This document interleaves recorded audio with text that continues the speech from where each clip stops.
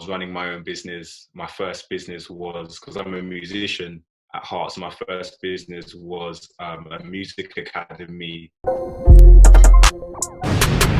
Okay, guys, welcome back to another episode of the Design a Future podcast. I'm joined with Sam Dey here. Sam, please go ahead. Let's jump straight into it. Introduce yourself for me. Oh, it's awesome. I'm so happy to be on the podcast. My name is Sam Dey. I am a digital marketing consultant and an online entrepreneur. Predominantly running my YouTube channel and my website, but I do quite a bit of stuff away from that as well. Wicked. Tell me a little bit more about your YouTube, because that's actually how I found you myself. So for anyone that hasn't visited it before.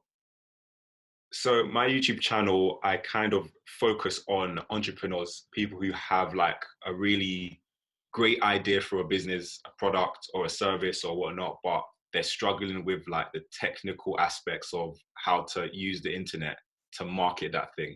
So there's so much we can do now. Like everyone knows, like social media, Google ads, Instagram ads, like there's so much that is possible to do, but the actual implementation of what's the first step, what's the second step, how do you actually go about using all of these resources to promote your product or your service?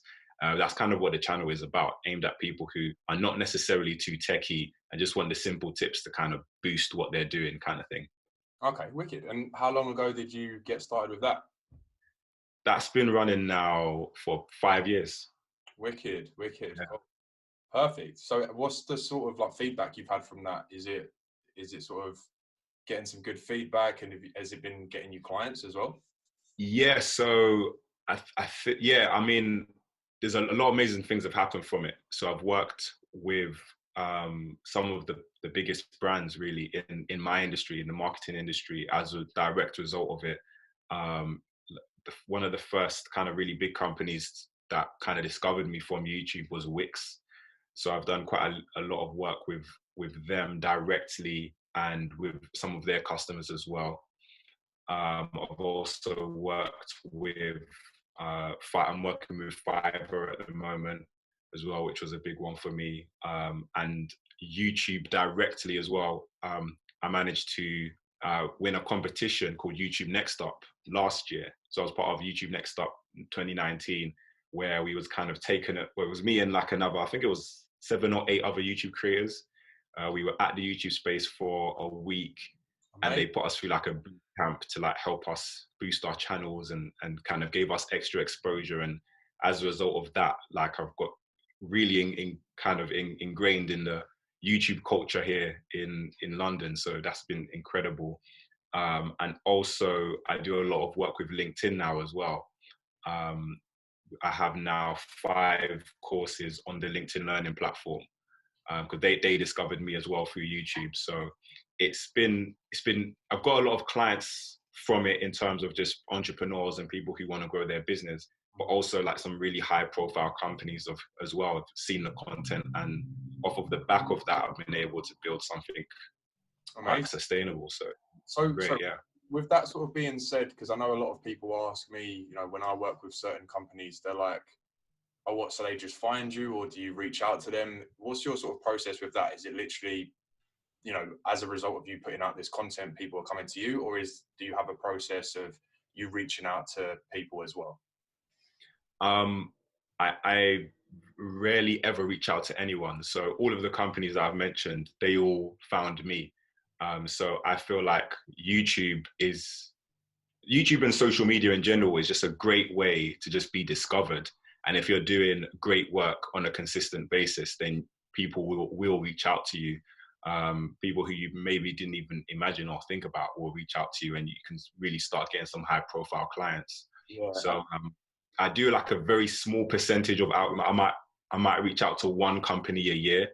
And because I'm not doing a lot of it, most of the time the companies don't respond.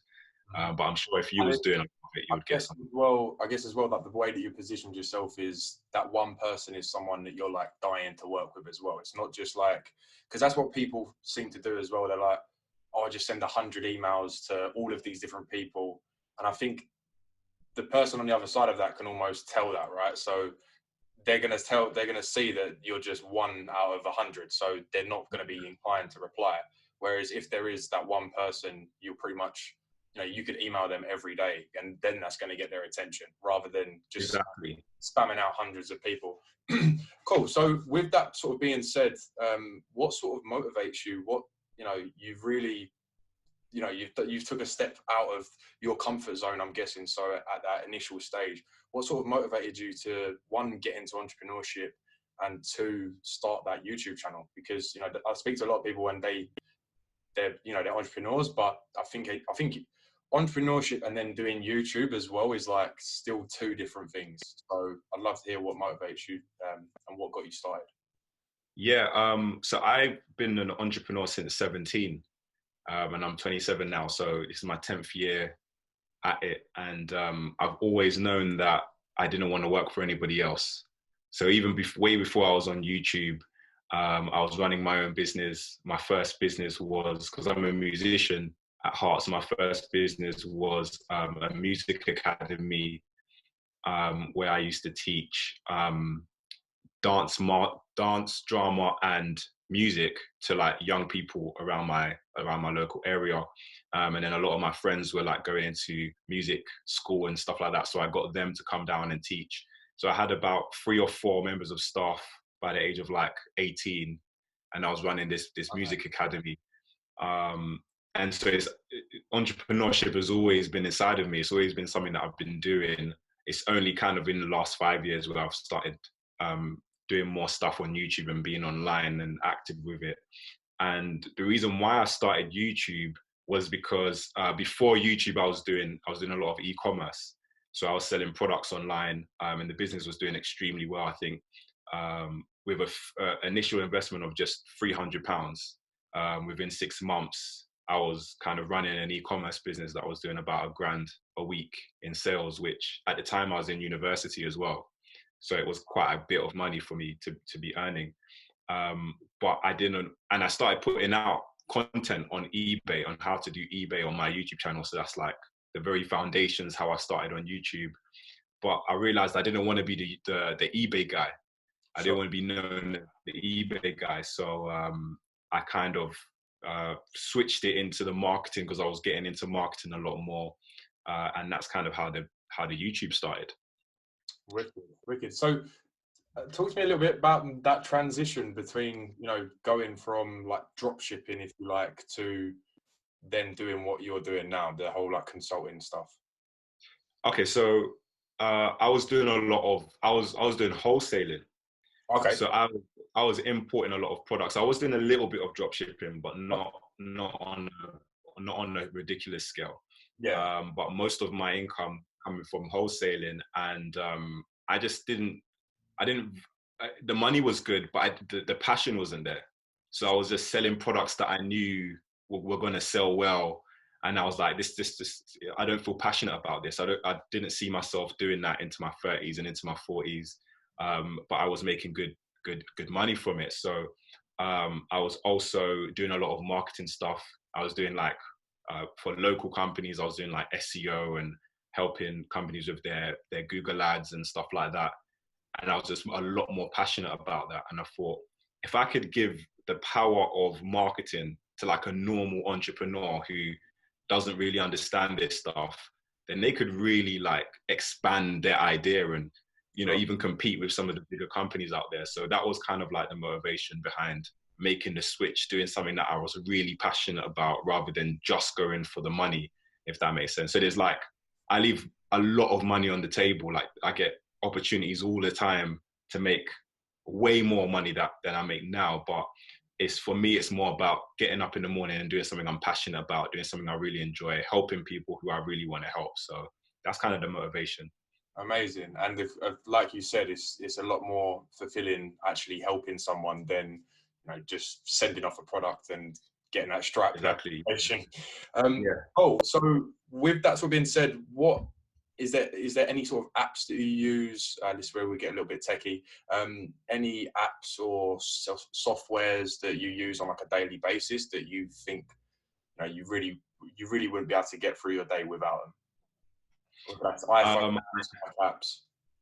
The main app that is kind of holds my whole business together at the moment is Google Keep, and it's such a simple app.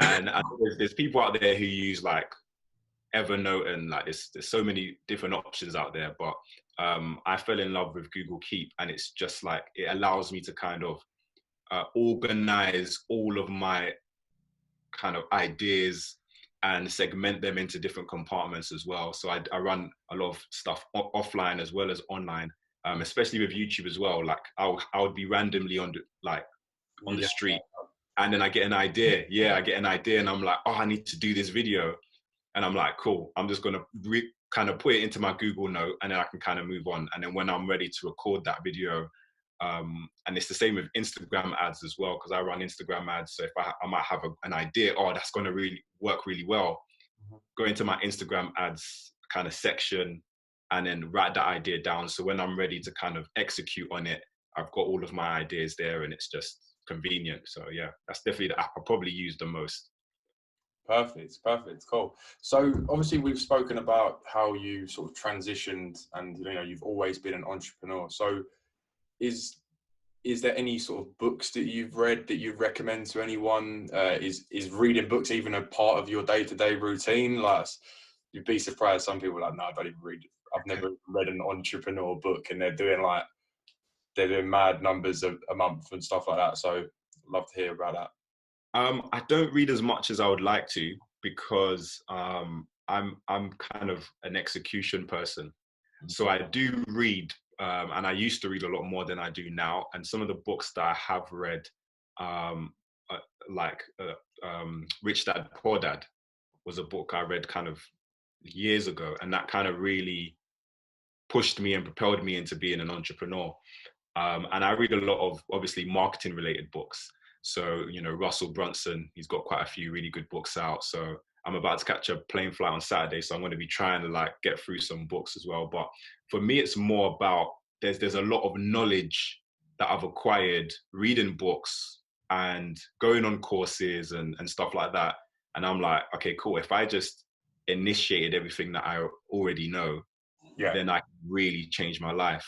And it does sort of, you know, you talk about books, but sometimes it can almost draw you away from actually taking action with that knowledge that you've already got as well. So, sorry, with that being said, like with the whole course thing as well, I'd like to hear a little bit about, you know, how you've invested in yourself over the years, you know, courses, mentors. What's your experience with that sort of stuff? I always, well, I'm going to put a little bit of a backstory to this. So I get people all of the time who are like, Sam, how can I make money online? Or how can I do this or do that? And I always tell people, make sure you're doing something, not to just make money online, but you're really passionate about. Because 9 times out of 10, if it's going to be successful, you have to fully submerge yourself into it. And so with marketing, when I was first getting into it, I fully submerged myself into it. So I bought numerous amount of courses. I flew a lot to America and learned from some of the best marketers in the world. People who were doing big numbers in their businesses, and kind of made sure I was around people who were achieving the results that I wanted to achieve in my business. So I didn't hesitate in terms of buying a book or buying a course or taking a plane flight or doing one-to-one consulting with someone who was going to help me to get to the next level and understand what I was doing a little bit better, which is probably why now I don't read as much, because I'm like, I consume myself in learning, and now I'm consuming myself in executing and kind of just doing everything that I've learned and kind of been taught. So I would definitely recommend to anyone like trying to start out in whatever it is, make sure that you're passionate about it, because you're going to have to just 100% consume yourself in it. Yeah, and ultimately, like this, you know, my opinion is, no matter what you want to do, there's more than likely someone that's done it before. So why would you not invest, you know, however much they charge? Even there's people that I've sort of come across, and they don't necessarily offer mentorship, or they haven't got a course. But if you reach out to them and say like, look, I like what you're doing, blah, blah, blah, I'd love to have an hour of your time, then what's happening there? Don't know what happened then. My thing went. Sorry, if I say like I would love to have an hour of your time, then I'm sure that a lot of these people will be appreciative of that. And some people Yeah. I've reached out to haven't even charged me, and I'm like, no, like take my money, like it's your Yeah. time. And they're like, no, Yeah. like, it's good to actually just speak to people that are, trying to do that sort of thing. So that's quite interesting that you mentioned Russell Brunson, because I'm pretty sure the video I found of yours that sort of made me aware of you was a video on lead pages. So so this is a question I always like to ask: is do you use ClickFunnels? So obviously I see that you'd been using lead pages, but obviously mentioning Russell Brunson. Just talk to me a little bit about that as well, like your sales funnels. How did you come across that sort of thing? And obviously you said you worked with Wix as well, so Yeah. site sales funnels. How did you sort of get into that sort of stuff? How did I can't remember exactly how I got into it.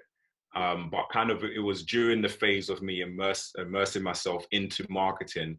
And I went to a conference a few years ago called Affiliate Summit, which mainly for affiliates, but these are some of the best marketers, in my opinion, in the world, these affiliates. They're so clever with what they do and how they do it.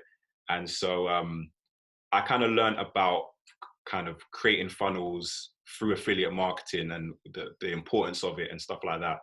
And ClickFun, I kind of have to use everything because as a marketing consultant, there's people who come to me and they're like, oh, I'm using lead pages, or I'm using ClickFunnels, or I'm using Wix or Squarespace or Shopify. So I kind of have to have my fingers in many pies. So I really like ClickFunnels. At the moment, I'm really loving lead pages. That's a tool that I'm obsessed with because I'm running a lot of Instagram ads, and I love how quickly it loads, and how easy it is as well. And ClickFunnels is really cool. And what Russell Brunson has been able to do, I think, is probably unmatched so far in the marketing industry. And I have a lot of respect for him. I buy all of his books and stuff. But I feel like the tool itself can take away from actually Really kind good. of the marketing. Like you can have the best tools and make no money, whereas you can have a simple Wix website and completely kill it. So it's like I'm trying to show people on my YouTube channel, like I've done a Wix video not too long ago about creating funnels with Wix, and Okay. I'm trying to show people that the tools are great, but you can make a lot of money But with a simple website site.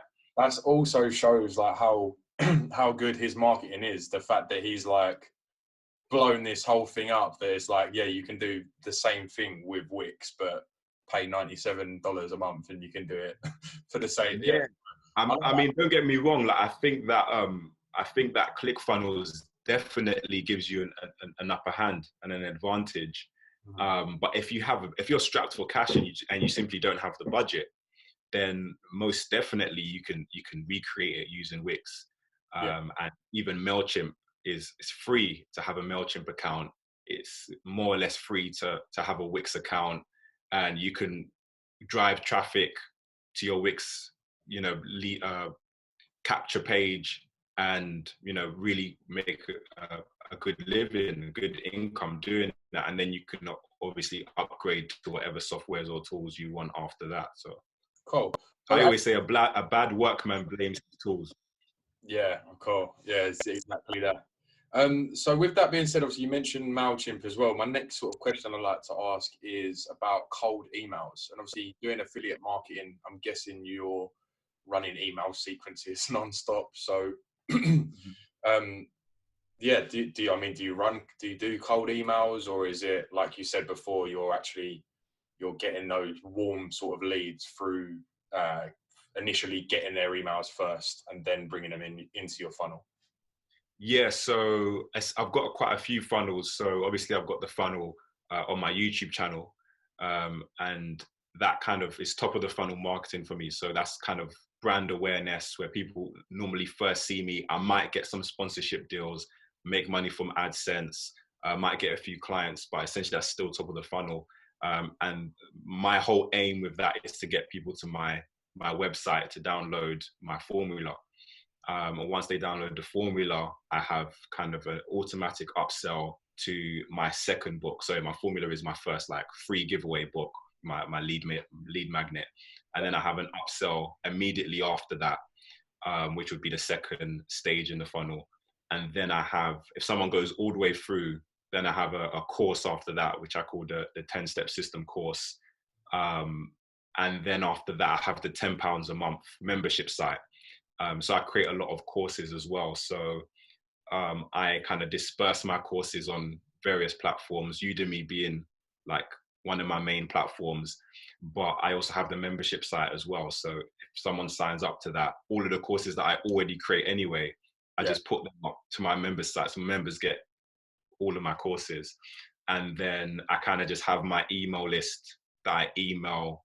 I try to email once a week at a very minimum, to kind of either just keep them as warm prospects, or I might be selling an affiliate product, or I might be selling them directly to a product. So I've categorized everyone in my email list in terms of who's bought what.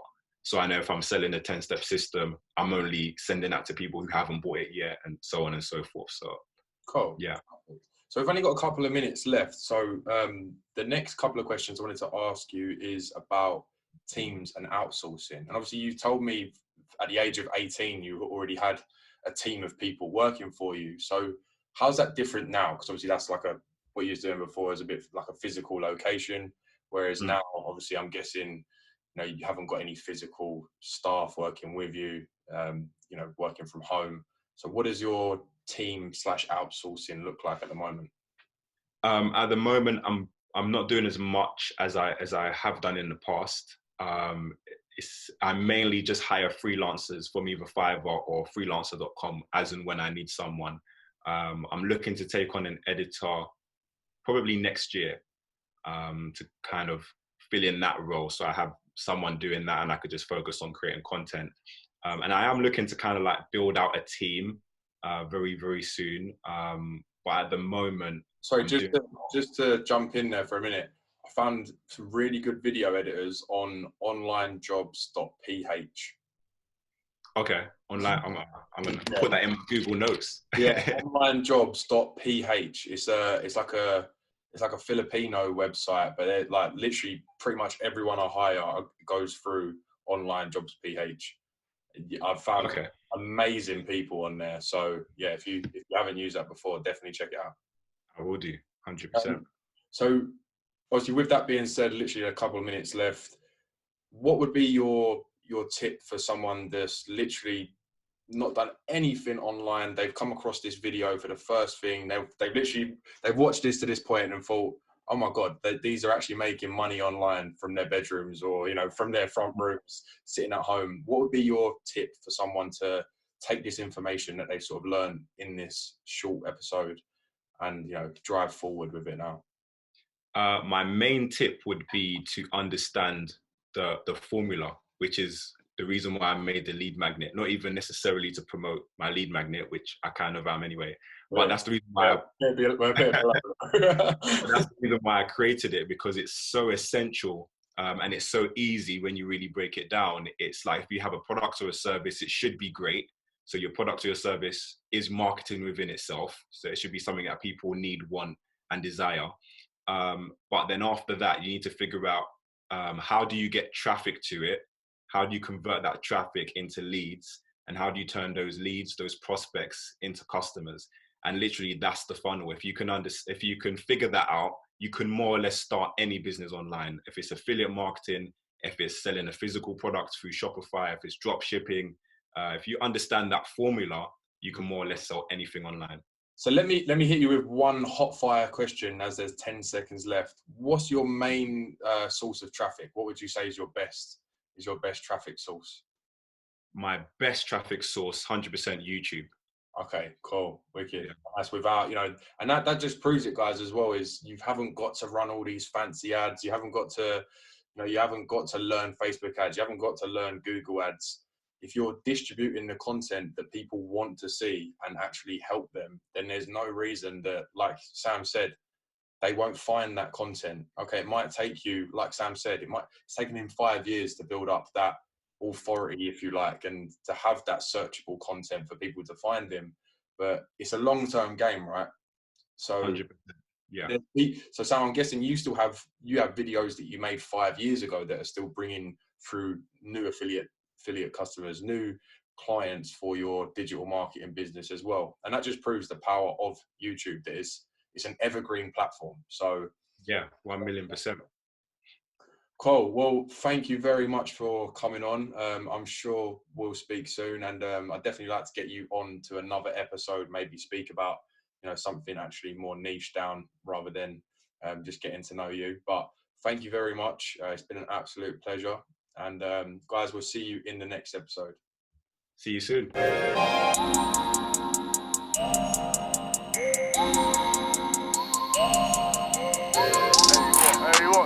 Hollywood 6.